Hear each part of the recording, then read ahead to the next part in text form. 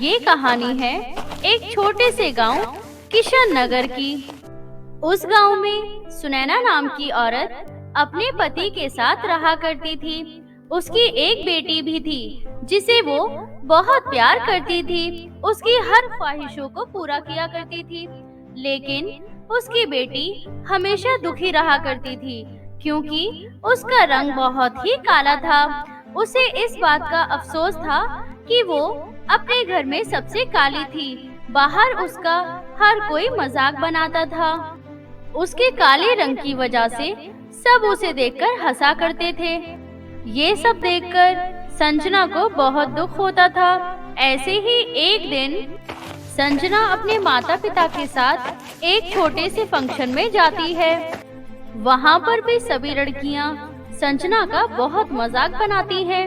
अरे ओ काली गलोटी, तू यहाँ क्या करने आई है? बंदरिया कहीं की, अपना चेहरा तो देख ले। कैसे बदसूरत चेहरा लेकर यहाँ मनुष्यत फैलाने आ गई है। देखो तो दोस्तों, इस बदसूरत बंदरिया को चेहरा इतना काला है तब भी फंक्शन में आ गई है। हमारे तो एक पिंपल निकल जाए तो हम फंक्शन में कभी ना जाएं। यहाँ तक कि हम तो घर से बाहर भी नहीं निकलते। बंदरिया कैसे भी कहीं भी शक्ल उठा के चली जाती है। अरे यार, इन काले लोगों की हिम्मत तो देखो, कहीं भी आ जाते हैं। जरा भी शर्म नहीं आती। एक तो काली है, ऊपर से शक्ल बंदरिया जैसी।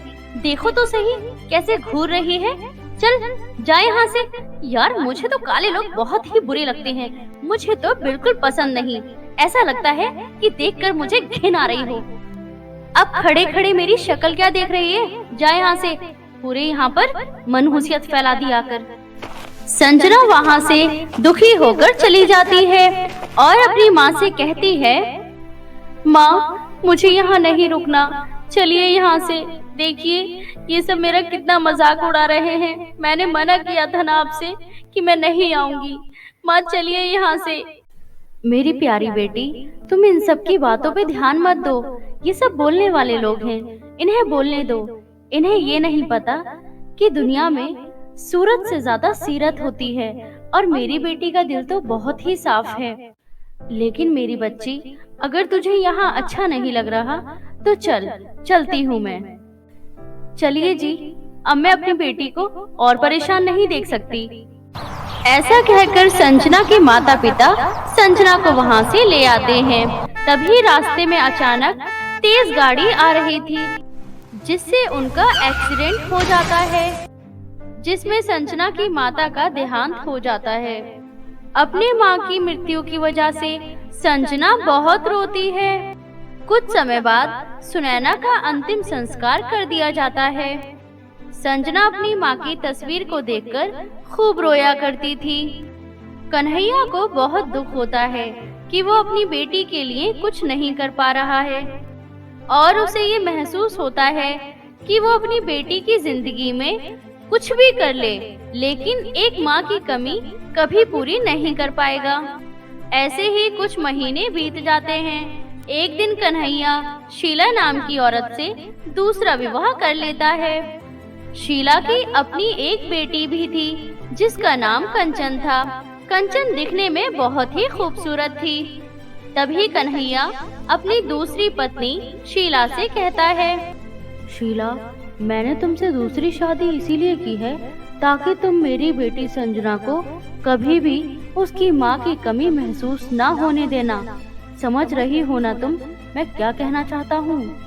अजी आप चिंता ना करें, मैं आपकी संजना बेटी को इतना प्यार करूँगी कि वो अपनी पहली माँ को भूल ही जाएगी। मुझे सब समझ में आता है। क्या आप मुझे बेवकूफ समझते हैं जी? क्या मैं ना समझ दिखती हूँ आपको? हाँ। शीला अपनी बातों से कन्हैया को यकीन दिला देती है, पर किसी को क्या पता था कि वो धीरे धीरे अपना रंग दिखाना शुरू कर देगी। कन्हैया के सामने तो शीला संजना से बहुत प्यार करती और जब कन्हैया अपनी ड्यूटी पर चला जाता तो वो संजना को अपना असली रूप दिखाती। काली कलूटी, मनहूस, बदसूरत, तेरा बाप पूरे 1 साल के लिए गांव से बाहर गया है। अब मुझे चैन की सांस आएगी। अब मैं जी भर के तुझसे काम करा सकती हूँ, तुझे मार सकती हूँ। तेरे बाप के सामने तो मुझे तेरी चमचागिरी करनी पड़ती थी। काली कलोटी कहीं की मनहूसियत फैलाती रहती है हर जगह पर। हाँ माँ, मुझे तो समझ में नहीं आ रहा है कि आप ये सब दिखावा क्यों कर रही हैं। आप मेरे सामने तो कुछ और हैं और पिताजी के सामने कुछ और। आप पिताजी के सामने मुझसे प्यार करती हैं और उनके जाते ही मुझ पे अत्याचार करना शुरू कर देती हैं। हाँ माँ, ये कैसे जुबान चला रही है आपके सामने। माँ, इसे आप फटाफट सीधा क्यों नहीं करती? इसकी जुबान चलने लगी है, काली बंदरिया कहेंगी। दोनों माँ बेटी संजना की खूब पिटाई करती हैं। अब संजना को घर का सारा काम करना पड़ता था। ऐसे ही कुछ महीने बीत जाते हैं। तभी कन्हैया का एक दोस्त कन्हैया के परिवार को आकर बताता है कि अब कन्हैया इस दुनिया में नहीं रहे। ये खबर सुनकर संजना फूट फूट कर रोती है।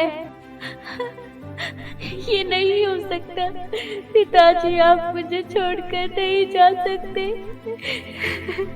आप मुझे अकेला नहीं छोड़कर जा सकते पिताजी। पिताजी। मनहूस, तेरा बाप मर गया, अब वो वापस तो नहीं आ सकता। मुझे तो बहुत खुशी हो रही है। अब इस घर की मालकिन सिर्फ मैं अकेली हूँ। अब इस पूरे घर पर राज करूंगी। सारी धन दौलत, सारा बिजनेस, सब कुछ मेरा है। मुझे तो बहुत खुशी हो रही है। क्यों ना मैं कोई पार्टी रखूं। और काली बंदरिया, तू रो रो कर मनहूसियत क्यों फैला रही है? जा यहाँ से और जाकर सारा काम कर घर का। संजना बेचारी रोते हुए खाना बनाने चली जाती है। ऐसे ही एक दिन शीला संजना के पास आकर कहती है, कल घर में पार्टी है और मेरी बेटी ने एक बहुत अच्छे बुटीक में अपना गाउन सिलवाया है। तू जल्दी से जा और वो गाउन लेकर वापस आ और 1 घंटे के अंदर ही अंदर आ जाना, समझी? संजना अपनी सौतेली माँ की बात मान जाती है और भागती हुई उस गाउन को लेने बुटीक पर जाती है और गाउन लेकर घर आने लगती है कि तभी उसे जोर जोर से किसी के चिल्लाने की आवाज आती है। अरे रे रे रे, बचाओ मुझे। अरे कोई तो है जो बचा लो मुझे। मुझे तैरना नहीं आता। बचाओ मुझे, मैं डूबकर मर जाऊंगी। बचाओ मुझे। संजना दौड़ती हुई उस तालाब के पास जाती है और तालाब में कूदकर उस बूढ़ी औरत की जान बचा लेती है। तभी वो बूढ़ी औरत संजना से कहती है, बेटी, तुम्हारा बहुत बहुत धन्यवाद मेरी जान बचाने के लिए। बेटी, मैं एक परी हूँ। मैं यहाँ से गुजर रही थी तो मेरा पैर फिसला और मैं तालाब में गिर गई। पानी में मेरी शक्तियाँ कम हो जाती हैं। अगर आज तुम नहीं होती तो मेरी जान नहीं बच पाती। इतना कहकर वो बूढ़ी औरत अपने असली रूप में आ जाती है। बेटी, मैं हमेशा पृथ्वी पर लोगों की मदद करने आती हूँ और तुम मुझे बहुत परेशान लग रही हो। बताओ मुझे क्या बात है? मैं तुम्हारी परेशानियाँ चुटकियों में दूर कर सकती हूँ। संजना रोते हुए उस परी को अपनी आप बीती सुनाती है। तुम चिंता मत करो बेटी, मैं अभी तुम्हारी परेशानी को दूर करती हूँ। इतना कहकर रानी परी अपनी जादुई छड़ी से 2 सोने चांदी के गाउन प्रकट कर देती है। जादुई सोने चांदी के गाउन देखकर संजना बहुत खुश होती है। संजना, अब तुम्हारी सौतेली माँ तुम्हारे ऊपर कोई अत्याचार नहीं करेगी और अब तुम्हारा कोई मजाक भी नहीं बनाएगा। तुम ये चांदी का गाउन पहनकर बहुत ज्यादा सुंदर हो जाओगी और तुम जादुई सोने के गाउन से जितनी चाहो उतनी धन दौलत मांग सकती हो और अपना जीवन हंसी खुशी व्यतीत कर सकती हो। संजना वो जादुई चांदी का गाउन पहन लेती है और परी का धन्यवाद करके वहां से चली जाती है। संजना जादुई सोने चांदी के गाउन की मदद से बहुत बड़ा घर लेती है और साथ में गरीब लोगों की मदद भी करती है, जिसके कारण संजना को एक राजकुमार से शादी करने का प्रस्ताव भी मिलता है। ये खबर जब संजना की सौतेली माँ और सौतेली बहन को पता चलती है तो वो गुस्से से आग बबूला हो जाती है और संजना की सौतेली माँ के दिमाग में एक प्लान सूझता है कि वो जादुई सोने चांदी के गाउन को चुरा लेंगी। जब संजना सो रही थी तो दोनों माँ बेटी उस गाउन को चुराने आती हैं। जैसे ही दोनों माँ बेटी उस सोने चांदी के गाउन को हाथ लगाती हैं, तो उन्हें जोरदार बिजली का झटका लगता है, जिसके कारण दोनों माँ बेटी की मृत्यु हो जाती है।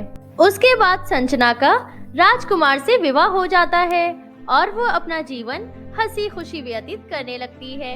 इतनी अच्छी कहानी के लिए एक लाइक और सब्सक्राइब तो बनता है। प्लीज हमारे चैनल को सब्सक्राइब करें।